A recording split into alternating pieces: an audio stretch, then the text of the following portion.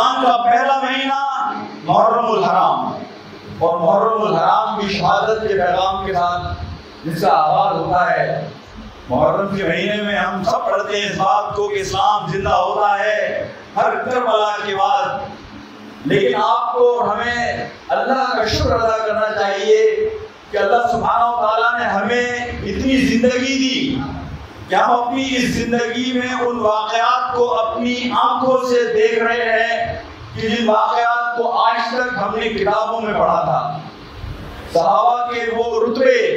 اور شہادتیں اور قربانیاں جنہیں ہم نے آج تک کتابوں میں پڑھا تھا، آج اللہ نے ہمیں یہ توفیق دی کہ ہم اپنی آنکھوں سے غزہ اور فلسطین کی صورت میں دیکھ رہے ہیں۔ وہ جذبے کہ جو ہمیں صحابہ کے زمانے کی یاد تازہ کرتے ہیں، وہ جذبے آج ہمیں ان مسلمانوں کی زندگیوں میں نظر آتے ہیں۔ اس کی سب سے بڑی وجہ یہ ہے کہ فلسطین کے مسلمانوں نے ہمیں کچھ سبق سکھائے۔ زندگی کا سب سے بڑا سبق یہ ہے کہ یہ زندگی کے دو حصے ہیں، ایک وہ کہ جو آج میں اور آپ اپنی آنکھوں سے دیکھتے ہیں، جس کا ہم مشاہدہ کر سکتے ہیں، لیکن اس سے بڑا حصہ زندگی کا وہ ہے کہ جو ہماری اس دنیا کی آنکھیں بند ہونے کے بعد شروع ہوگا۔ وہ لوگ جو اللہ کے قریب ہوتے ہیں، وہ لوگ جو اللہ کا قرب حاصل کر لیتے ہیں، وہ لوگ کہ جو اللہ کی محبت کو اپنے دل میں بسا لیتے ہیں، اللہ اس زندگی میں انہیں وہ زندگی دیکھنے کا موقع دے دیتا ہے۔ غزہ کے مسلمانوں کے حوالے سے میں آپ کو کچھ باتیں یاد کروں گا اور پھر انشاءاللہ اس کو ہم ریلیٹ کریں گے اس پورے محرم اور کربلا کے واقعے سے۔ دیکھیں، غزہ کے مسلمانوں نے جو سب سے بڑی چیز ہمیں سکھائی ہے کہ مرنا ہر فرد کو ہے، یہ زندگی ختم ہوگی ہر شخص کی، اور جو کچھ آپ نے زندگی میں جمع کیا ہے وہ سب کچھ آپ کو یہاں چھوڑ کر جانا ہے۔ یہ کتنا اچھا سودا ہے کہ آپ یہاں کا سب کچھ قربان کر کر وہ زندگی حاصل کر لیں جو خیر و ابقا ہے، جو کبھی ختم نہ ہونے والی ہے، وہ زندگی کی جس کے بارے میں آپ کو یقین کرا دیا جائے کہ نہ آپ کو غم کی ضرورت ہے، نہ افسردہ ہونے کی ضرورت ہے، نہ کسی خوف کی ضرورت ہے۔ وہ زندگی جس کا آغاز قبر کے گڑھے سے ہوگا، اندھیرے سے ہوگا، اور اس اندھیرے میں ہمیں معلوم نہیں کہ ہم کتنا عرصہ رہیں گے۔ لیکن آپ اس بارے میں تو سوال کر سکتے ہیں کہ مرنے کے بعد آپ کو جنازہ نصیب ہوگا یا نہیں، اس بات پر تو آپ سوال کر سکتے ہیں کہ آپ کو قبر نصیب ہوگی یا نہیں، لیکن موت کا کوئی انکار نہیں کر سکتا۔ غزہ کے مسلمانوں نے ہمیں یہ سکھایا کہ موت تو آئے گی، لیکن ایسی موت کی دعا کرو کہ جس موت کے نتیجے میں تمہاری یہ موت قبر میں تمہارا استقبال جنت کے باغوں کی صورت میں کرے۔ یہاں جو کچھ ہے اسے قربان کر دو، لیکن اس کے نتیجے میں اللہ تمہیں وہ زندگی دے جو ہمیشہ رہے گی، جو قبر میں بھی تمہارے لیے نور کا پیغام اور سلامتی کا پیغام بنے گی، اور جب قبر سے تم اٹھائے جاؤ گے تو فرشتے تمہیں سلامتی کا پیغام دیں گے اور تمہیں پیغام دیں گے کہ تمہیں غم کرنے کی ضرورت نہیں ہے، اس دنیا میں بھی ہم تمہارے دوست تھے اور آخرت میں بھی ہم تمہارے دوست ہیں۔ کتنا سستا سودا ہے اور کتنا اچھا سودا ہے کہ اس 40-50 سال کی زندگی میں جو کچھ بھی آپ نے حاصل کیا اسے قربان کر دیں اور اس کے نتیجے میں ایسا فائدہ حاصل کر لیں کہ جو ہمیشہ رہنے والا ہے اور اس سے بہتر ہے۔ غزہ کے مسلمانوں نے ہمیں دو اور چیزیں سکھائی۔ یہ جو کلمہ ہم پڑھتے ہیں لا الہ الا اللہ محمد رسول اللہ، دیکھیں اس کلمے کا آغاز نفی سے ہوتا ہے کہ کوئی خدا نہیں ہے، اور اس کی حکمت یہ ہے کہ اللہ یہ چاہتا ہے کہ آپ اپنی دل کی سلیٹ سے بالکل ہر چیز کو صاف کر دیں، اپنی دل کی سلیٹ کو تمام جھوٹے خداؤں سے صاف کر دیں۔ تو اس کے بعد اللہ سبحانہ وتعالیٰ یہ کہتے ہیں لا الہ الا اللہ محمد رسول اللہ، کہ جب یہ سلیٹ صاف ہو جائے تو اس پہ لکھ لو کہ اللہ کے سوا کوئی الہ نہیں ہے، اللہ کے سوا کوئی معبود نہیں ہے، اللہ کے سوا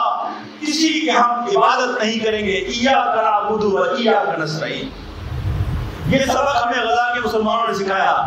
کہ اللہ ہی ہے ہمارا مالک، اللہ ہی ہے ہمارا پالنہار، اللہ ہی ہے ہمارا حفاظت کرنے والا۔ دنیا کی ساری قوتیں اور دنیا کی ساری ٹیکنالوجی آج ان کے پیچھے لگی ہوئی ہے، لیکن 9 مہینے کی جنگ کے بعد بھی آج وہ ان سے مذاکرات کرنے پر موجود ہیں، جو اس بات کی سب سے بڑی نشانی ہے کہ اسرائیل نے اپنی شکست کو تسلیم کر لیا۔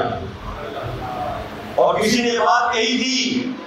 کہ وہ قومیں جو عروج پر ہوتی ہیں ان کے زوال کی 2 صورتیں ہوتی ہیں، یا تو اللہ انہیں خود شکست سے سامنا ان کو کرنا پڑتا ہے، یا ان قوموں کو شکست کا سامنا کرنا پڑتا ہے جن کی وہ سپورٹ کرتے ہیں۔ میرے بھائیوں، دوستوں اور ساتھیوں، اللہ سبحانہ و تعالیٰ نے آج ہمیں یہ مشاہدہ کرایا کہ اللہ ہی ہے جو ہر چیز کو کنٹرول کرنے والا ہے اور ہر چیز کا انچارج ہے۔ دوسرا سبق جو ہمیں ملا وہ لا حول ولا قوت الا باللہ، کہ اللہ ہی ہے جس کی مرضی سے ہر چیز ہوتی ہے۔ زمین کا کوئی پتا بھی اللہ کی مرضی کے بغیر ہل نہیں سکتا۔ میرے بھائیوں، دوستوں اور ساتھیوں، اللہ تعالیٰ نے اس سرزمین کے ذریعے ہمیں یہ سبق سکھایا کہ اللہ اگر نہ چاہے تو 9 مہینے کی ساری کوشش آپ کو اور مجھے اندازہ نہیں ہے۔ میں وہاں جاتا رہا ہوں، ابھی 2 مہینے پہلے بھی ہو کر آیا فلسطین۔ بخدا ان لوگوں کے حوصلے پہاڑ کے حوصلے ہیں۔ آج تک کوئی ایک فلسطینی مجھے نہیں ملا ایسا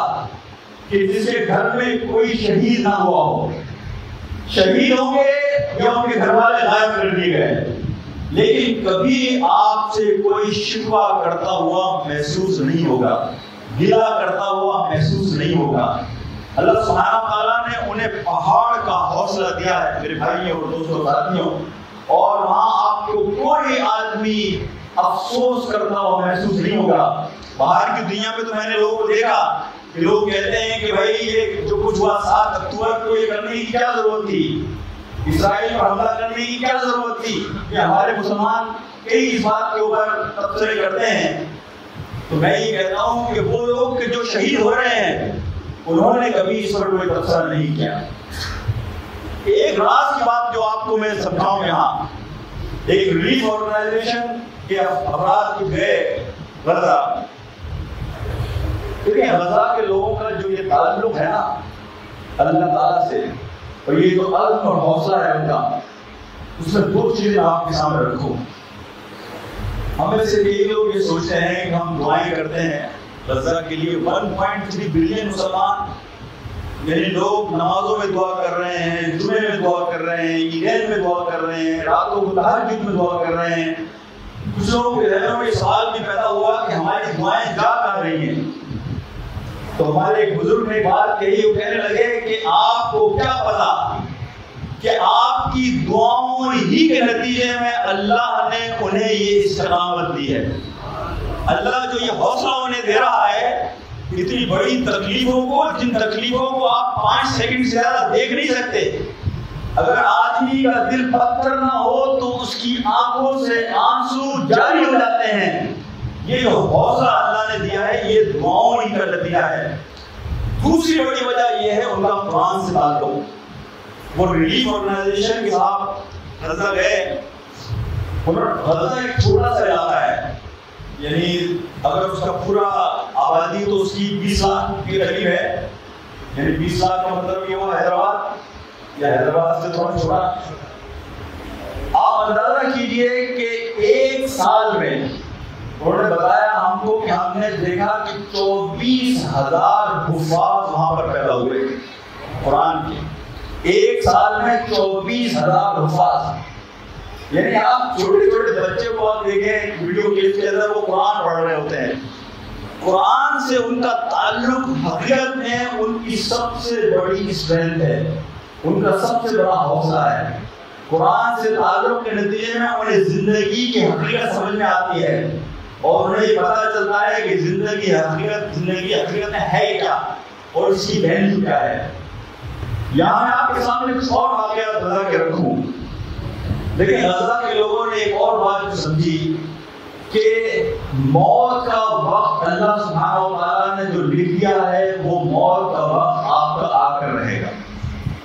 اچھا مسلمانوں میں یہ جو فلسفہ ہے نا کہ موت کا وقت آپ کا مقرر ہے، اللہ نے آپ کی تقدیر میں جو چیزیں لکھی ہیں وہ تقدیر میں چیزیں اسی طرح سے ہوں گی، تو یہ جو توکل، تقدیر، یہ جو اللہ سبحانہ و تعالیٰ نے ہمیں یہ جو کنسیپٹ دیے ہیں یہ انسان کو بڑا حوصلہ دیتے ہیں۔ مغرب کی نماز، ہمارے جو ساتھی غزہ میں گئے انہوں نے بتایا کہ مغرب کی نماز شروع ہوئی اور بمبارمنٹ شروع ہوئی، لیکن کوئی ایک فرد ایسا نہیں تھا جو مغرب کی نماز توڑ کے بھاگے۔ ہر آدمی اپنی جگہ پر کھڑا رہا، اس لیے کہ انہیں پتا ہے کہ اگر موت کا وقت اللہ نے یہاں لکھ دیا ہے تو اسے کوئی ٹال نہیں سکا۔ میرے بھائیوں، یہ میرے دوستوں، انہوں نے یہ بات سمجھ لی کہ مرنا آپ پہ ہم میں سے ہر ایک کو ہے۔ اس طرح مرد میں مرو، ایکسیڈنٹ میں مرو، یا اور کسی بیماری میں مرو، یا اسرائیل کے بم سے مرو، تو اسرائیل کے بم سے مرنا، شہادت کا رتبہ پانا زیادہ بہتر اور اعزاز کی بات ہے۔ اللہ سبحانہ و تعالیٰ نے جو یہ بات ان کے دلوں میں ڈالی، اللہ تعالیٰ ہمیں بھی ان چیزوں کو سمجھنے کی توفیق عطا فرمائے۔